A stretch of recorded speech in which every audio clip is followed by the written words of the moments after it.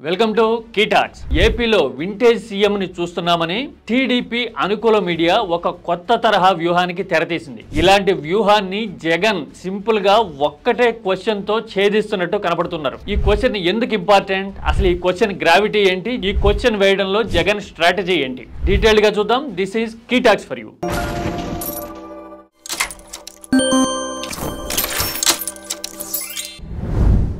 2014-19 మధ్యకాలంలో పూర్తిగా అడ్మినిస్ట్రేషన్ మీదే దృష్టి పెట్టి రాజకీయపరమైన వ్యూహాల్ని నిర్లక్ష్యం చేశానని, ఈసారి అలాంటి పరిస్థితి ఉండదు అనే కన్ఫెషన్ స్టేట్మెంట్స్ గత ఏడాది కాలంలో చంద్రబాబు నుంచి చాలా వస్తూ ఉన్నాయి. ఇదే మాటల్ని స్ట్రాటజైజ్ చేస్తూ మళ్ళీ 90s నాటి చంద్రబాబును చూస్తూ ఉన్నాం. మంత్రులతో లంచ్ మీటింగ్లు పెడుతూ ఉన్నారు, ఎమ్మెల్యేల పనితీరుని సమీక్షిస్తూ ఉన్నారు. లాంటి వార్తా కథనాలన్నింటినీ వండి వారుస్తూ ఉంది టీడీపీకి సపోర్ట్ చేసే మీడియా. అంటే పరిపాలన విషయాల్లోనే కాదు, రాజకీయంగా కూడా యాక్టివ్ గా ఉంటే చంద్రబాబుని ఫేస్ చేయడం అంత ఈజీ కాదు అని చెప్పాలన్నది ఆ మీడియా ఉద్దేశం. అందుకోసమే 95 అనే ఇయర్ ని కూడా కోట్ చేయడం వ్యూహాత్మకం. ఎందుకంటే ఆ తర్వాత వచ్చిన ఎన్నికల్లో చంద్రబాబు మళ్ళీ గెలిచారు అనే విషయాన్ని పరోక్షంగా చెప్పడం అనేది ఆ హెడ్డింగ్లు, ఆ ప్రచారం వెనక అసలు లెక్క. ఇదే వ్యూహాన్ని జగన్ సూటిగా తనదైన స్టైల్లో ఒక్కటే క్వశ్చన్ తో ఛేదించినట్టుగా కనబడుతున్నారు. చంద్రబాబు ఎప్పుడైనా అధికారాన్ని నిలబెట్టుకున్నారా, నిలబెట్టుకోవడాన్ని మీరు చూశారా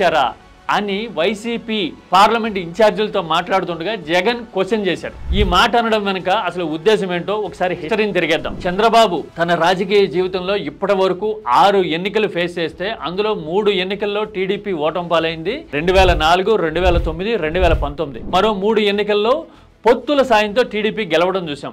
అయితే ఇందులో ఎక్కడా వరుసగా రెండోసారి అధికారంలోకి వచ్చిన చరిత్ర లేదు. 95 ఎన్నికల తర్వాత చంద్రబాబు అధికార పగ్గాలు అందుకుంటే 99 ఎన్నికల్లో తొలిసారి బాబు నాయకత్వంలో టీడీపీ ఎన్నికలకు వెళ్ళింది. ఆ తర్వాత వరుసగా రెండోసారి అంటే 2004లో టీడీపీ ఓడింది, 2009లోనే ఓడింది, 2014లో గెలిచిన తర్వాత మళ్ళీ 2019 ఎన్నికల్లో ఓడింది. ఎజెండా ఏంటి, అసలు ఇష్యూ ఏంటి, ఏ అంశం ఆధారంగా జనం తీర్పు ఇవ్వబోతున్నారు అనే విషయంలో చంద్రబాబు క్యాలిక్యులేషన్ డిజాస్ట్రస్ గా తప్పడం 2004లోను 2019లోను కనిపించే కామన్ ఫ్యాక్టర్. కావాలంటే చూడండి, 2004 ఎన్నికల్లో విజన్ 2020 స్వర్ణాంధ్రప్రదేశ్ అని చంద్రబాబు ఎన్నికలకు వెళ్తే గ్రామీణ ఏపీ చితికిపోవడం, వ్యవసాయం కనాకష్టం అయిపోయిన కరువు పరిస్థితుల ఆధారంగా జనం తీర్పు ఇవ్వడం చూసాం. అలాగే 2019 ఎన్నికలకు వచ్చేసరికి రాజధాని తానే నిర్మిస్తానని, తనతోనే భవిష్యత్తు అని చంద్రబాబు చెబితే జగన్ పాదయాత్ర ఆధారంగా అప్పటికే ఒక అభిప్రాయానికి వచ్చిన జనం తీర్పునివ్వడం అనేది చూసాం. అంటే